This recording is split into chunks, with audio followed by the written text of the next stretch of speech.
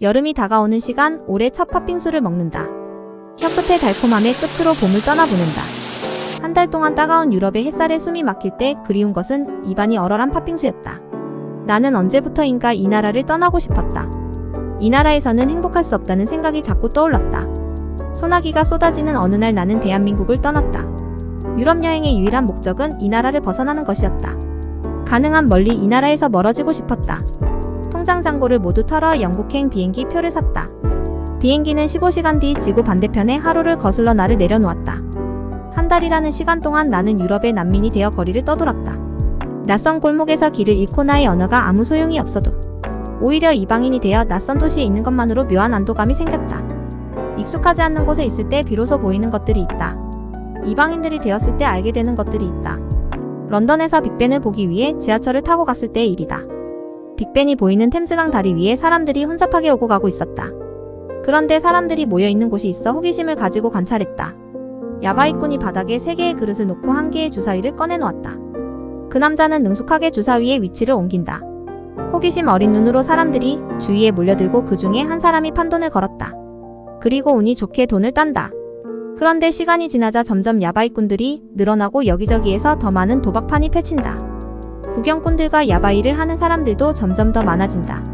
나는 다리 난간에 기대어 자리를 펼치는 야바이꾼들은 관찰했다. 가만히 보니 처음에 돈을 거는 사람은 야바이를 하는 사람과 한편이었다. 구경꾼들 앞에서 돈을 걸고 돈을 따는 모습을 보여주며 현혹을 시키는 것이다. 그러면 사람들은 욕심이 생겨 자연스럽게 돈을 거는 사람이 생기는 것이다.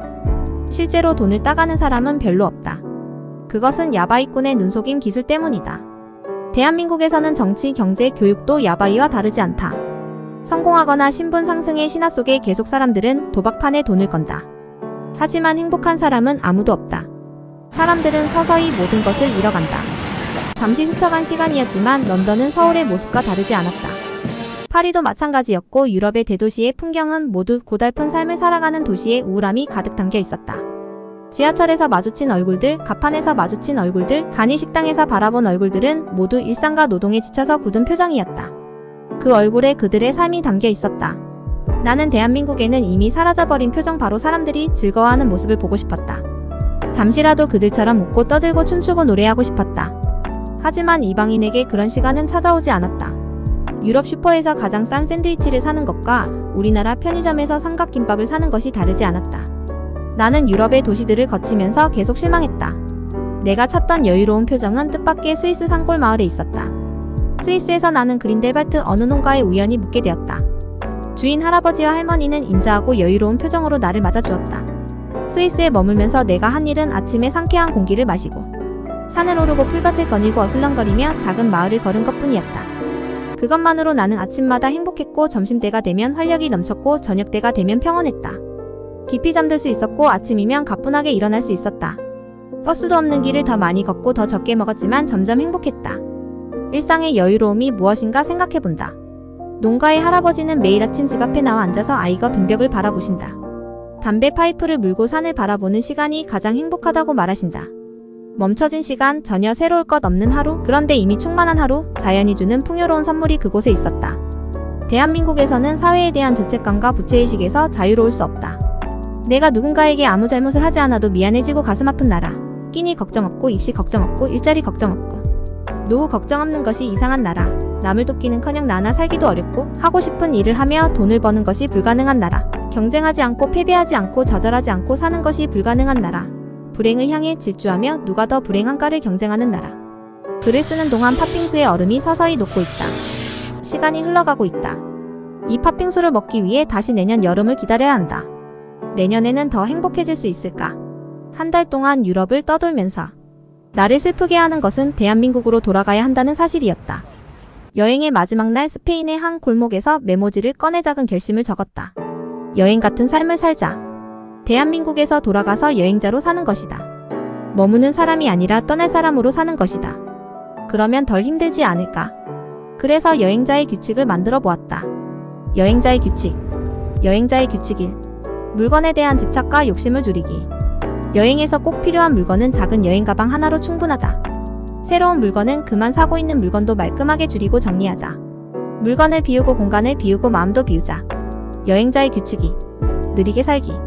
그동안 조급한 마음 때문에 지나친 일상의 순간들을 떠올린다. 생각도 말도 밥도 판단도 화도 천천히 내자. 미소도 천천히 짓고 음식도 천천히 하자. 걸음도 천천히 걷자. 일도 천천히 하고 책도 천천히 읽자. 그리고 사람들의 이야기를 천천히 듣자. 여행자의 규칙상 더 많은 여유를 만들기. 일하는 시간뿐만 아니라 일을 생각하는 시간도 줄이자. 필요하지 않은 일을 더 만들지 말고 최소한으로 줄이자.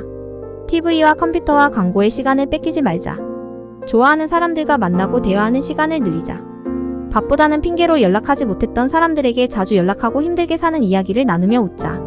여행자의 규칙사. 좋아하는 일을 하기.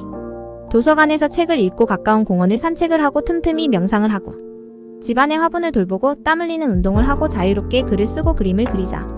여행자의 규칙5. 떠나야 할 때를 알기. 현실에 안주하고 적당히 타협하지 않고 꿈꾸는 삶을 위해 기꺼이 가졌던 것들을 내려놓을 준비를 하자. 가지 않은 길을 향해 두려움을 품고 걸어가는 것이 여행의 시작이다. 떠나야 할 때는 가장 편하다고 느끼는 순간이다. 여행자의 규칙6. 함께 길을 걷기. 대한민국이라는 나라에 사는 사람들은 모두 함께 삶을 여행을 하고 있는 사람들이다. 그들의 아픔과 슬픔을 공감하고 보듬는 마음을 갖는다. 상상하고 토론하고 변화를 위해 행동하자. 우리는 모두 누군가의 동행자이다. 한 달 동안 유럽, 영국, 프랑스, 스위스, 이탈리아, 스페인을 난민으로 떠돌며 그 나라 사람들의 표정만 쳐다보고 돌아옴. 여행에서 돌아와서 가장 먼저 한 일은 거울에 비친 내 모습을 보고 환하게 웃어준 것이다. 아무튼 유럽.